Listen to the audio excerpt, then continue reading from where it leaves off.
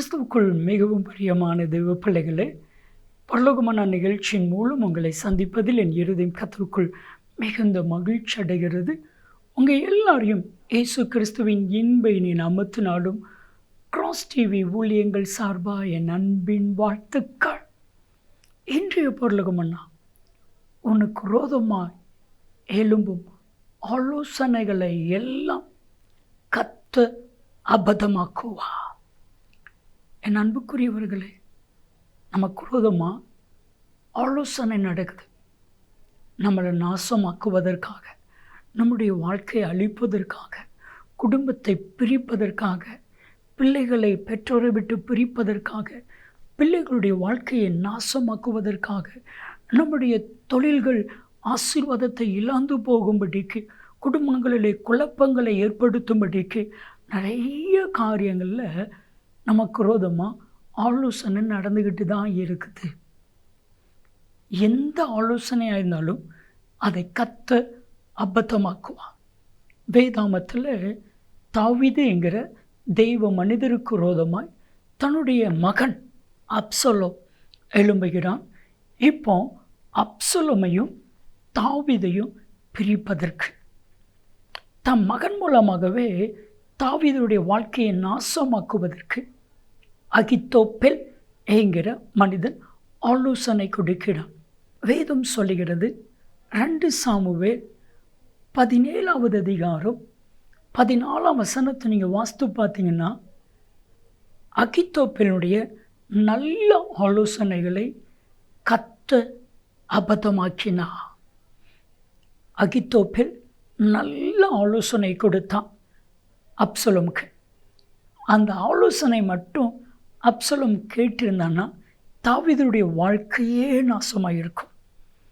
ஆனால் இந்த நல்ல ஆலோசனையை செய்கிறதுக்கு முன்பாக கர்த்தர் ஊசா என்கிற ஒரு மனிதனை, ஒரு தீர்க்கதரிசியை எழுப்புகிறான். அந்த ஊசா என்கிற தீர்க்கதரிசி அப்சலோம்கிட்ட போகிறான்.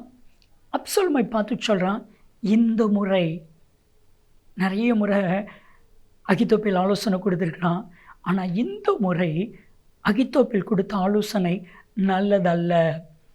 2 சாமுவேல் 17:7 ஊசா சொல்கிறான்.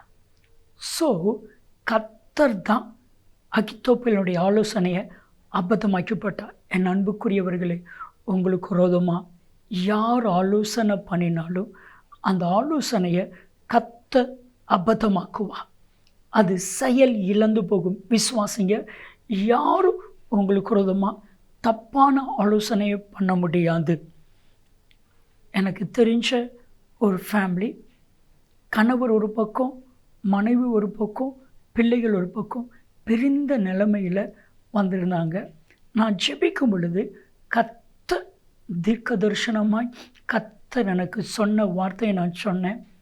உங்களுடைய கூட பிறந்த அக்கா உங்கள் குடும்பத்தை பிரிக்கிறாங்க, உங்கள் அக்காவுடைய ஆலோசனை நீங்கள் கேட்காதீங்கன்னு ஆவியானவர் சொல்ல சொன்னார். ஸோ அதற்கு அப்புறவு கணவன், மனைவி, பிள்ளைகள் எல்லோரும் நல்லா ஆயிட்டாங்க. அப்போ தான் அக்காவுடைய சுய உருவமே தெரிஞ்சிருக்கு. என் அன்புக்குரியவர்களே, உங்களுக்கு விரோதமாக யார் ஆலோசனை சொன்னாலும் ஆண்டவருடைய சமூகத்தில் போய் ஃபஸ்ட் அந்த ஆலோசனையை கேளுங்க. எந்த ஆலோசனையும் உங்களுக்கு விரோதமாக செயல்பட முடியாது. நீங்கள் லூக்கா 6வது அதிகாரம் 11ஆம் வசனத்தை வாசித்து பாருங்கள். இயேசுவுக்கு விரோதமாய் ஆலோசனை பண்ணினார்கள். இயேசு ஜெபம் பண்ணினார். எந்த ஆலோசனையும் செயல்படலை. உங்களுக்கு விரோதமான எந்த ஆலோசனையும் செயல்படாது. இன்றைக்கி ஜெபிக்க போகிறோம், கர்த்தர் அபத்தமாக்குவார். ஜெபிக்கலாமா?